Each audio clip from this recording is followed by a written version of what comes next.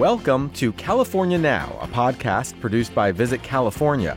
I'm your host, Satirius Johnson. Join us on a journey of discovery as we surface some hidden gems throughout the Golden State. Today, Eater LA senior editor Farley Elliott explains why the respected culinary outlet calls California the best place to eat in America. I mean, if you talk about people within the restaurant industry and the love and reverence that they have for what California is capable of growing and producing, it's really unrivaled. And author Anne-Marie Brown returns to the podcast to share some of her favorite California beaches that remain off the beaten path. One of the most famous ones on Instagram, for sure, is going to be Pfeiffer Beach in Big Sur. And it's got sea stacks and this amazing rock arch. And photographers love to get down there to just try to catch it when the sunset is happening right in the hull of the arch. It's pretty amazing. Plus, we'll talk with Food & Wine Magazine's Ray Isle, who highlights some Napa Valley winemakers who are bucking the Cabernet Sauvignon trends and trying something a little different. It's all coming up on California Now.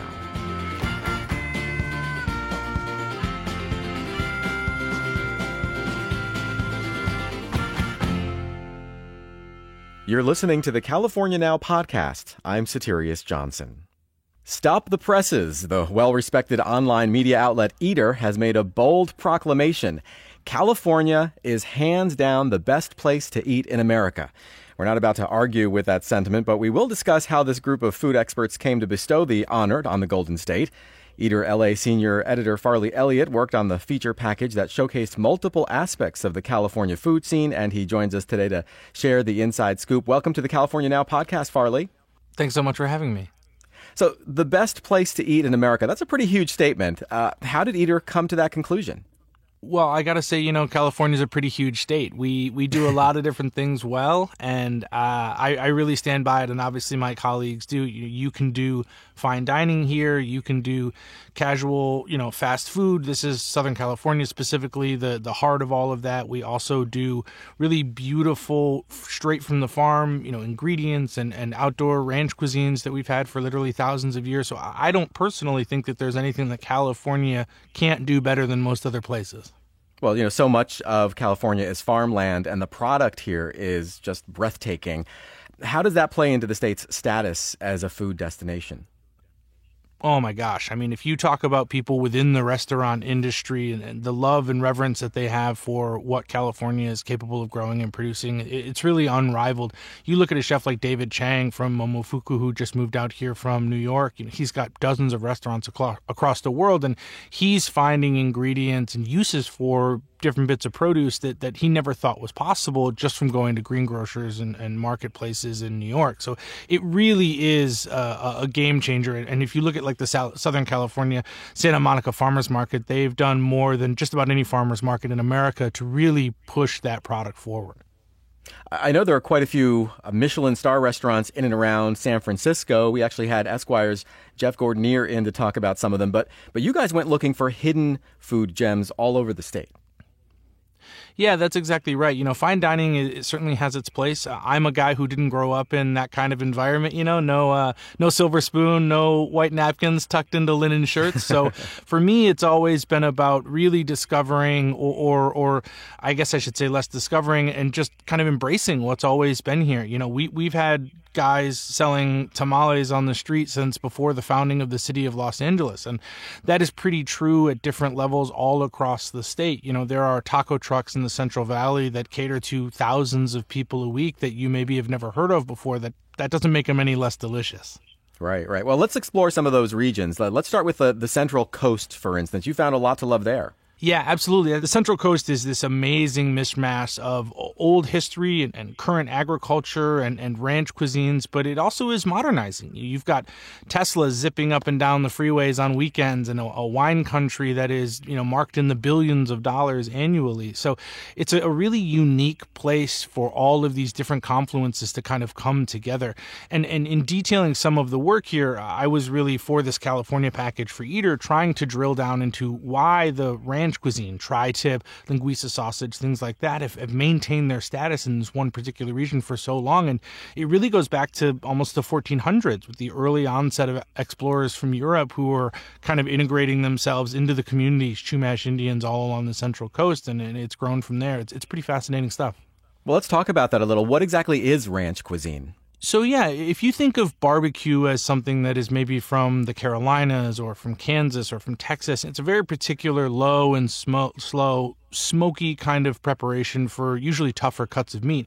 But here in California, we're so used to mild climates, easy access to produce, to seafood, that we have really adapted our own kind of sub-cuisine with things like tri-tip, which was a previously unused cut of beef that would have been part of ground beef that over the centuries has been taken out. It's this big kind of meaty triangle that gets roasted over red oak, which is so readily abundant on the Central Coast, and it gives this almost steak-like texture, but still a lot of smoke, a little bit of that crispy from the fire at the edges. And you pair that with something like Portuguese linguiça sausage, which has been being imported for hundreds and hundreds of years along the Central Coast. And then you add native ingredients like pinquito beans, which are a bean that actually grows native to the Central Coast. And it all kind of comes together in this really unique bit of beautiful ephemera for food that you can't find anywhere else, not only in California, but the rest of America.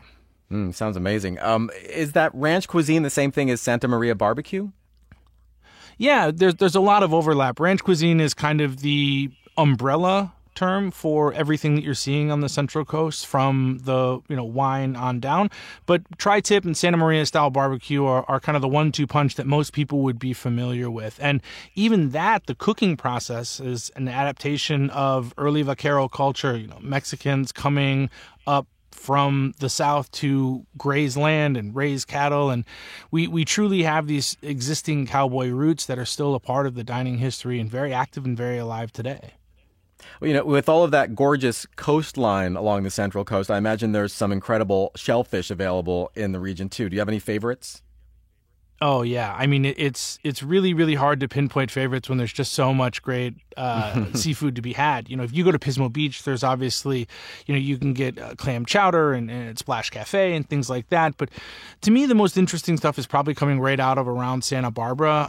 There's a woman named Stephanie Fish who is America's only female uni diver. And so she's going down several times a week to these cold coastal waters to, pull up these sea urchins and pop them open and scrape out the uni inside and deliver them to some of the finest restaurants in Los Angeles and beyond. And to be able to deliver something like that, pick it in the morning, have it on the plate at night is really unique to California. And I think what makes a lot of folks outside of California pretty jealous.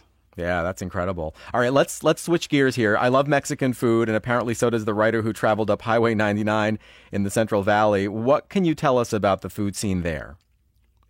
Yeah, so Gustavo Arellano, really amazing, award-winning writer. He sort of wrote the book on taco culture in America a few years ago. He got commissioned by us to drive up and down the 99. So that's through Bakersfield, Modesto, Fresno, all these areas, and kind of lean into the Mexican culture that is such a backbone of dining for the not only migrants and immigrants who live in the area, but the first, second, third generations that have been there forever. And, it shouldn't be any surprise, but a lot of people have sort of raised an eyebrow when he says that it's some of the best Mexican food you can get in America. And that's talking about, taco trucks. It's talking about sit-down restaurants. It's really at every level. And it's a beautiful thing to be able to kind of shepherd that knowledge out to a wider audience of people who maybe aren't taking the 99 with any frequency anymore. Right. Well, what are some of the nuances of those towns along Highway 99 in the Central Valley? Fresno, Modesto, Stockton, like you mentioned. Kind of, let's talk about some of the maybe the differences or the subtleties or some of the things you can find there that you can't really find anywhere else. Yeah, I think what you get is these kind of amalgamations of what started out as purely regional Mexican cuisine from the place that it originated, but then it moves up to California and it starts to kind of bend and blend in these really unique ways. So you see on the modern Mexican side what we call Alta California cuisine, which is, taking maybe French or European techniques and applying them to a dish. So it might look French or it might look German, but it has ingredients that are at its base something truly Mexican. The Fresno chili is so named because of where it grows. And you really get the opportunity to be able to mix and match the produce that is quite literally right at hand with techniques that have only been introduced in the Americas for the past couple hundred years. Are there any specifics, say, in any of those towns that really are standouts? Yeah, I think for me, what you really, really can dig deep into is the food truck culture. You've got places like Los Toritos and Selma, which is not far from Turlock, that does really, really amazing carnitas and boucher, which are generally considered offcuts for Americans, but can be used to great effect within Mexican-American communities in California. And anybody who's willing to kind of keep an open mind and has a love for crispy pork skin. Wow, that sounds really decadent and actually really delicious. I'm up here in Sacramento, and I know the food scene here is very strong. Yeah, absolutely. And that's the kind of northern edge of the greater Central Valley. And so in a way, it's this interesting moment in California where you've got these tentpole cities, Sacramento, San Francisco, Los Angeles, San Diego, that are really thriving from a culinary perspective. And now we're getting to that second level with amazing writers like Gustavo, where we are backtracking and peeling the onion back to be able to say, hey, the Central Valley, where literally, 100% of America's asparagus grows, or whatever it happens to be, these places are also capable of turning out really amazing food. And it's more than just the Basque that you hear about in Bakersfield. It's a lot of vibrant Mexican-American and Central American food to be had all over the area. Well, I'd like to hit a couple more regions before we let you go. Are there any destination-worthy spots out in the desert? Yeah, you can, if you're willing to kind of poke your nose around, you can come across some real gems. Our national dining critic, Bill Addison, he's anonymous. He spends about 50 weeks a year on the road just eating all over America. He put in about 2.5 months worth of work just for the state of California directly and really came away with some places that he loved. Among them, La Copine, which is out in Flamingo Heights, kind of Yucca Valley area near Joshua Tree. A partnership, two women who moved out from New York, cooked in Los Angeles for a little bit and decided that they wanted to leave the big city life behind and really embrace the high desert culture that you see out there near towns like Pioneer Town. And they were doing brunch for a while, and now they moved into dinner service, and they really are a hub for these, entire regions where otherwise you don't have a lot of options for dining outside of fast food. Wow, sounds really amazing. Any others in the desert? Yeah, the last one I'd like to shout out, it's again kind of high desert, low Sierra Nevadas, but on that drive towards Mammoth, if you're ever on the backside of the Sierra Nevadas, there is a place in Lone Pine called Copper Top Barbecue, which just a couple of years ago was named by Yelp as one of the best barbecue places in America.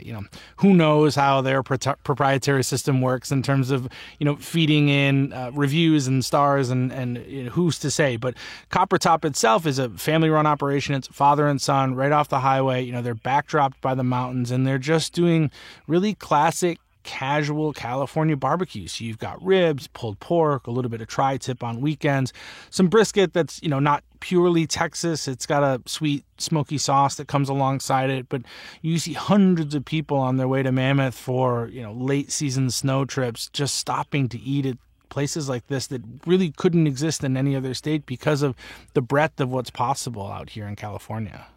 Wow. Well, before we sign off, tell us where you'd go for your last meal on Earth. Like, it's all coming to an end tomorrow. What are you eating? Well, if I could race to beat the sunset, I think I'd have to drive up to Los Alamos, California. Little tiny former train station stop town, but it's got an amazing collection of restaurants. There's Bob's Well Bread, which is a French-inspired bakery run by a guy who used to be the vice president of marketing for Sony. You've got Full of Life Flatbread, which has been anchoring that whole neighborhood for 2 decades, doing kind of these misshapen flatbread pizzas and local wine. And now you've got Bell's, which is a more upscale but casual French restaurant run by a couple that moved back to California after working at Per Se, one of the fine dining restaurants of New York City. And so if you could just keep me in that neighborhood, I'd probably die pretty happy.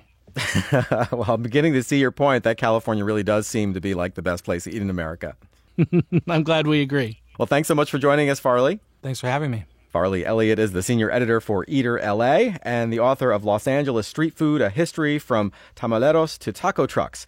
You can find links to Eater's comprehensive guide to the California food scene, as well as information on all of the establishments mentioned today at visitcalifornia.com/podcast. You're listening to the California Now podcast. I'm Satirius Johnson.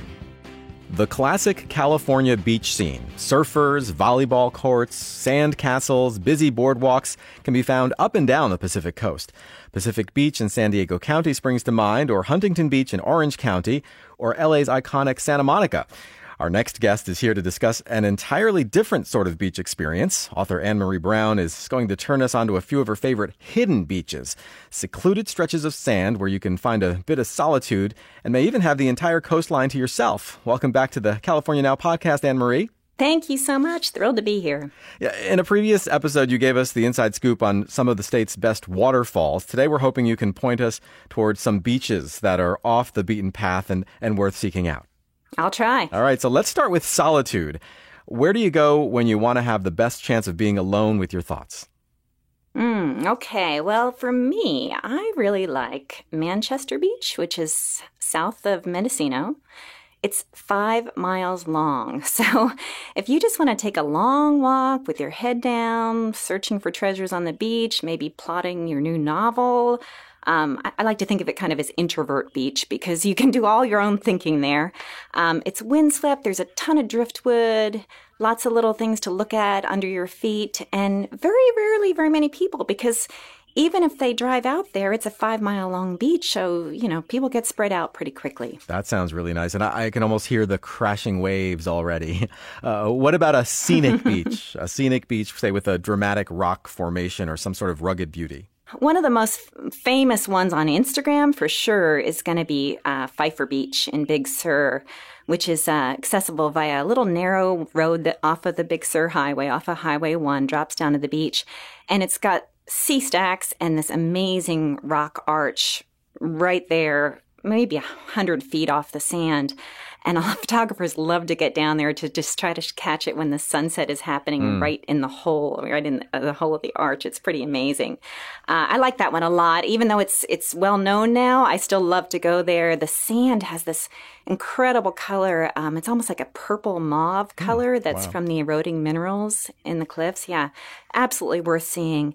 But if you want solitude along with your dramatic rock formations and rugged beauty, then I might send you to Point Reyes, because at Point Reyes there are so many beaches that are hike-in only. There are some beaches you can drive to, but there are a lot that you have to walk in. And as soon as you're walking more than, say, a mile, that really cuts down on the number of people you're going to share the beach with. Right. So my favorite for dramatic rock formations, hike-in beach in Point Reyes would probably be Sculptured Beach. And the name is apt because the sandstone is sculptured. It's really something to see. And at minus tides, of course, a lot more of it's exposed. You can see rock formations all up and down the beach. And there are a couple little tiny coves that you can get access to through arches that are not accessible at high tide. Do you have a favorite spot for beachcombers? I've been a tide pooler since I was a little kid. I'm really fascinated by little sea creatures. So scurrying crabs, colorful anemones, I'm all over that stuff. So a lot of good places in Southern and Northern California. I'd say one of the best places is at Fitzgerald Marine Reserve, which is south of San Francisco, actually near Half Moon Bay, just north of Half Moon Bay. And this little county park run by San Mateo County has an incredible stretch of reef that at minus tides and low tides, the water pulls back and you have all of the sea's treasures at your feet. I don't know if you know, but there's been a big problem with the sea stars in the last few years. There was a die-off and places where you used to see lots and lots of purple and orange sea stars. We didn't see them for a few years, but they're coming back now. And this past few months, I've seen quite a lot of them. So far, these locations are all a bit remote, which is totally great because they seem worth the extra effort to get there. But what about a hidden beach that's in a heavily populated area? Where do you go to find seclusion, say, near an urban center? Yeah, that's a great question because, of course, it's harder, right? But they do exist. Those beaches exist. And I'm thinking San Diego, for example, I would head to Leucadia. One of my favorites there is called Beacons Beach. And again, what keeps it a little bit secluded, keeps some of the crowds away, is that it's got a steep, winding trail to get down to it. You have to walk. You can't just get out of your car and plop down in the sand. Right. It's not as hard to reach as Black's Beach, which I think everybody thinks of as the big secluded beach in San Diego. So it's not as hard to reach as that one. And it's not nude, which a lot of people are not wearing clothes at Black's Beach. So you might get an anatomy lesson if you go there. But Beacon's Beach, people have their clothes on. There are a lot of surfers there. And it's a great place to catch the sunset. That's one of only 3 places that I have ever seen the green flash. What about whale watching? Do you have any favorite place to see these, these massive mammals from the shore? Yeah. Well, first of all, when you want to see whales, the best thing you can do is get up high, actually. So you want to be not maybe on the beach at ocean level, but up on the bluff tops above. So think about places where there are lighthouses. Anywhere there's a lighthouse, it's usually on a high bluff, a high point overlooking the ocean. Those are the best spots to see whales. You need that high vantage point, and ideally you have a nice calm sea, not too windy, so that you can spot the telltale spout from the whales. If there's too many whitecaps, they're hard to see, right? Right. So I have to think about beaches that have those bluff top areas that you can access. And again, we have lots of them in California. In San Diego, I would go to Torrey Pines State Reserve because anywhere on the bluffs, you have a great chance of seeing them. Dana Point in Southern California, a little farther north in Big Sur, Mendocino. As long as you're up on the bluffs, say 100 feet above the ocean, looking down on the beach, you have a really good chance of seeing whales. That sounds really great. What about some other wildlife? Is there a beach somewhere where the people are scarce, but you can expect to see other creatures? Yeah, actually, there's a few. And one I think is so neat is Gold Bluffs Beach, which is up at Prairie Creek Redwood State Park up in the very northwestern corner of California. And what you're going to see there will surprise you because they're really big. And that's the Roosevelt elk. And a very large elk, kind of looks like a small moose. And they are wandering along the beaches. It's called Gold Bluffs Beach at Prairie Creek Redwood State Park. You can actually camp there. There's a lovely campsite there, campground. And the elk wander through that area quite a bit. So you have a really good chance of seeing them. Wow, that sounds amazing. All right, we have one more, a wild card category. What about a hidden beach that offers up some sort of surprise that'll fill visitors with a sense of wonder? I'm going to pick Bowling Ball Beach, which is south of Point Arena. And Bowling Ball Beach is well named because during low tides, and especially minus tides, if you hike down to that beach, what you're going to find is this astounding assemblage of rounded rocks. I mean, perfectly rounded, like bowling balls. They were formed by millions of years of weathering. They're made out of sandstone. And high tides, they're covered up by water, so you don't see them. You have to catch them at the right time. You have to check your tide table, go down when the tides are low, as close to zero or below zero as possible. And it's really something to see. Again, it's another great Instagram opportunity because the photographs, you can't take a bad picture of them. And I've had a lot of people write to me and say, gosh, I tried to go see them. I can't see them. And I think 2 things are happening. One is they're not checking their tide tables. But 2 is it's not signed as Bowling Ball Beach. It's signed as Schooner's Gulch Beach from the highway in Point Arena. So you actually hike down and there are trails to Schooner's Gulch Beach. And then you hike to your right or north along the beach. And that'll take you to Bowling Ball Beach. You can't miss them then. Wow, that sounds amazing. Terrific stuff as always, Anne-Marie. Thank you so much for sharing your insights with us. Thanks for having me. Anne-Marie Brown is the author of 13 guidebooks about California recreation and a frequent guest on the California Now podcast. You can find information on all the beaches she mentioned today at our website, visitcalifornia.com/podcast.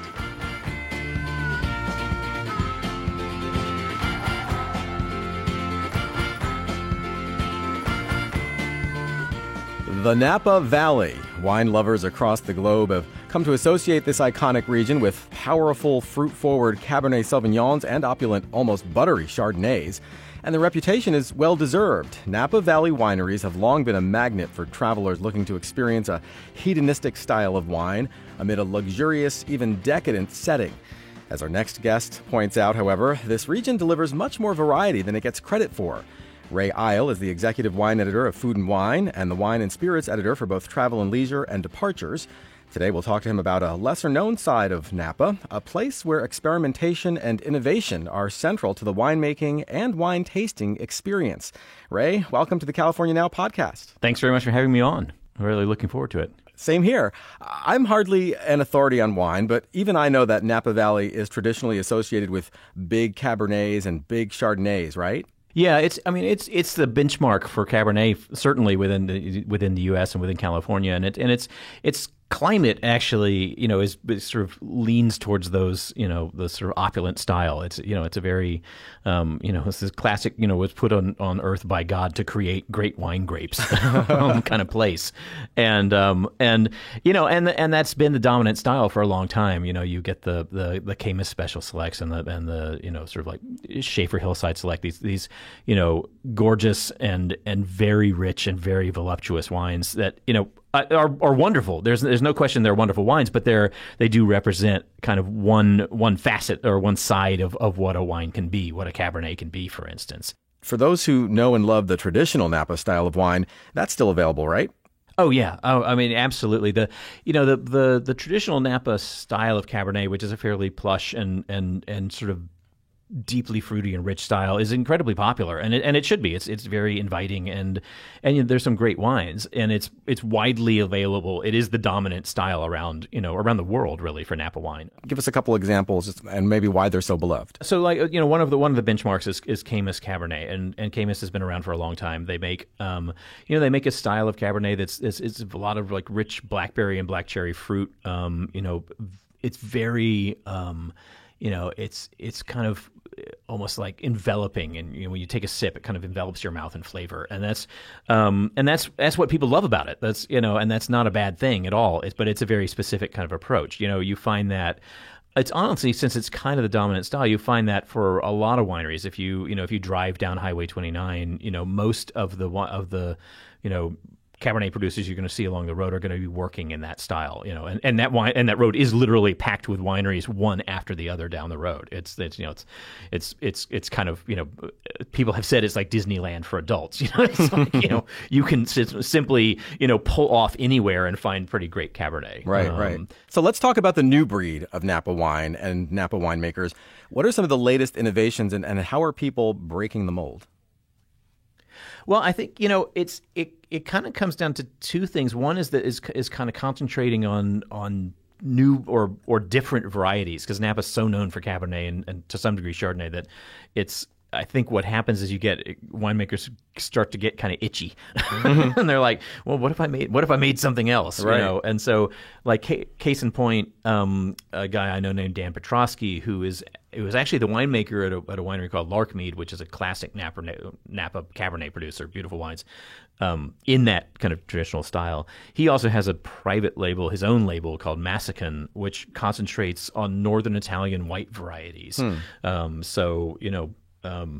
Ribolla Gialla and Pinot Grigio and Friulano and I mean literally things that no one has any association in Napa Valley with. Right.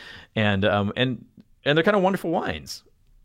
Why has it taken so long for people to start experimenting, or have they been doing it for a while and we just are now realizing it? Well, it's funny, I think, there's some people who experiment a little earlier. There's a cool winery called Lang and Reed, which has always made Cabernet Franc, which is the kind of the Cabernet Sauvignon's less well-known brother-in-law. It's actually the parent grape of Cabernet Sauvignon. It's just a little less well-known. They've been doing this for 20 years or so, but it's tough economically, realistically, to when you can sell Napa Cabernets for $70 a bottle, to decide that you want to sell Napa Ribolla Gialla for $24 a bottle. Right. It takes a kind of possibly commercially suicidal, artistic, madness to do something like that. What do you think is driving these folks to kind of go off in their own direction? I think passion for wine. I think honestly, winemakers are, there's an element that's technical, that's trained, and there's an element, particularly if they're self-taught winemakers or they're just really into wine, which a lot of winemakers are, where they start thinking, what else can I do? And I've made a lot of Cabernet. What else am I going to make now? There's a terrific winery called Scolium Project. There's a guy named Abe Schoner, and he just went off making slightly crazy wines. He makes a Sauvignon Blanc that's aged on its skin, so it's tannic like a red wine, but bright and sort of zesty like a Sauvignon Blanc called Prince in His Caves, which is a reference to Plato or something. Right. And it's kind of a divine madness, I guess. It's like I'm going to do this, I'm going to build it, and then see if they buy it. Can you share a few other wineries that are playing with different grapes? Yeah, sure. There's a wonderful winery called Mathiasen Wines. It's a guy named Steve Mathiasen who's a really well-known to the point of being acclaimed vineyard manager in Napa who works for a lot of the sort of high-end superstar Cabernet producers. He sort of knows where every single vineyard in the valley is, no matter how small.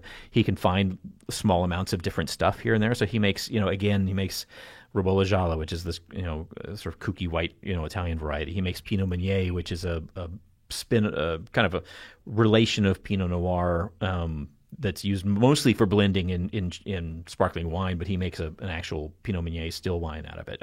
He makes Refosco, and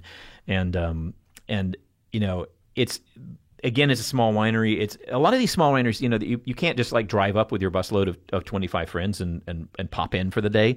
But what you can do is call in advance, like look up their website online, call in advance. If say you're really interested in the wines, and often they'll make time to visit with you. The hitch for them is they don't have a tasting room staff and a big open tasting room where 25 people can line up and all get glasses of wine. So you're actually, in some sense, more likely to meet with the winemaker, him or herself. Right. Wow. Cool. Yeah. It almost sounds like, visiting Napa Valley when it was just starting out, like decades ago. It is. It's kind of like a layer of that original bootstraps Napa Valley that operates under the prestige, super high-end Napa Valley. That's what people think of it now as being. And, and it's a lot of young people. There are a couple of other, ways to taste wines like this. There's some tasting rooms that open up. There's a place called Outpost in the town of Napa that, because these guys don't have wineries, they have a group tasting room. So they pour wines from a vineyard called Forella, which I think is really terrific. That's up in Coombsville, which is a kind of new appellation to the east of Napa. Those guys make wonderful wines, but they just don't have a tasting room. So they pour them at this Outpost tasting room in Napa. Same thing with Forlorn. It's a wonderful name for a winery. This winery called Forlorn Hope, and it's a guy named Matthew Rorick, and he started the winery calling it Forlorn Hope because he wanted to concentrate on varieties that nobody ever pays attention to. And again, you can sustain that at a as long as you're small scale and nimble, you can sustain it. It's when you start investing $5 million in a palatial winery that you better start making Cabernet. Right, exactly, right, yeah. Is anybody experimenting stylistically, kind of looking for a different way to express Napa Cabernet Sauvignon? Yeah, there are people, and some of them are new, and some have actually been at it for a long time and have finally gotten kind of much more attention for kind of hewing to an older style. It's really, if you look at someone like, Kathy Corison, for instance, who makes beautiful, beautiful Cabernets that are in a much more restrained, elegant style.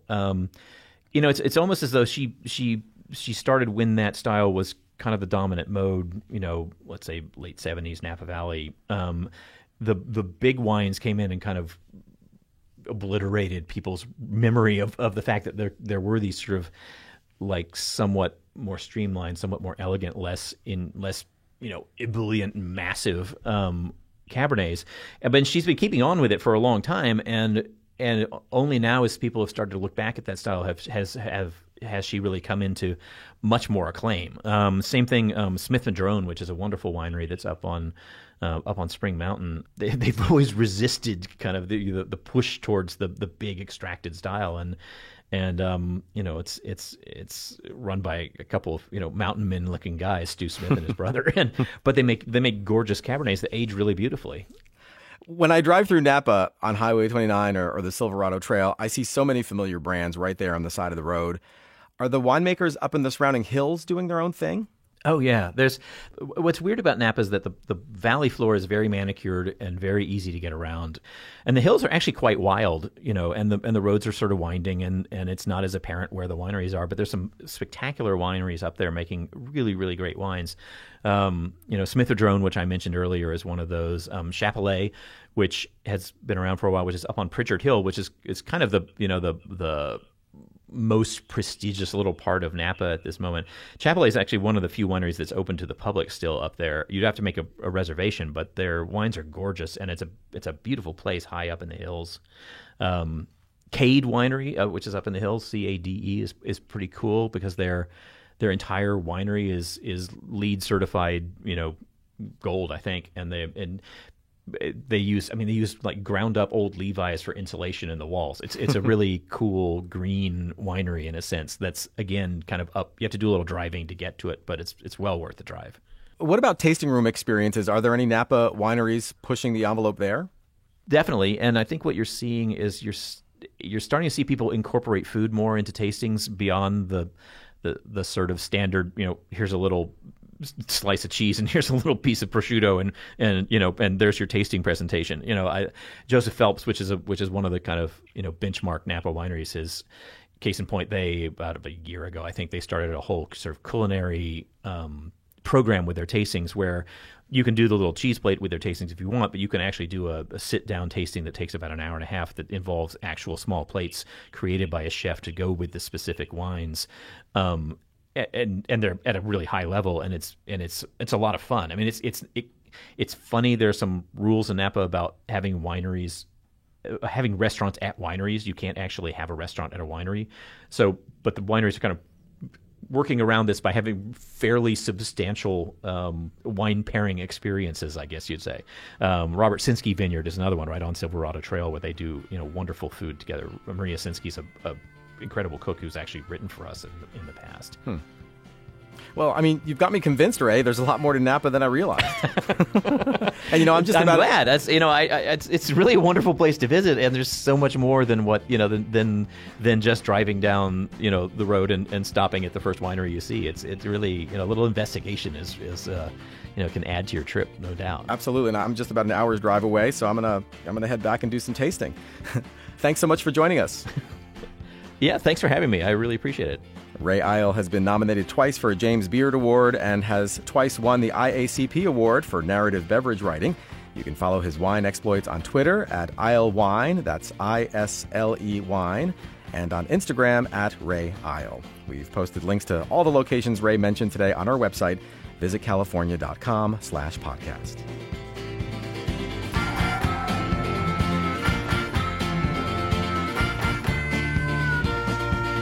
Thank you for listening to California Now. This podcast is produced by Visit California. I'm your host, Satirius Johnson. You can find us on iTunes, Stitcher, and Spotify. Please subscribe. One of the hidden beaches Anne-Marie Brown referenced today is Pfeiffer Beach, located right off Highway 1 in the heart of Big Sur. If you haven't made that iconic drive along Highway 1, you really need to make it happen. And there's never been a better time to make this trek. Drive up from San Luis Obispo County, drive down from Monterey. It doesn't matter which route you take. And you can find all sorts of helpful information about this classic road trip on visitcalifornia.com.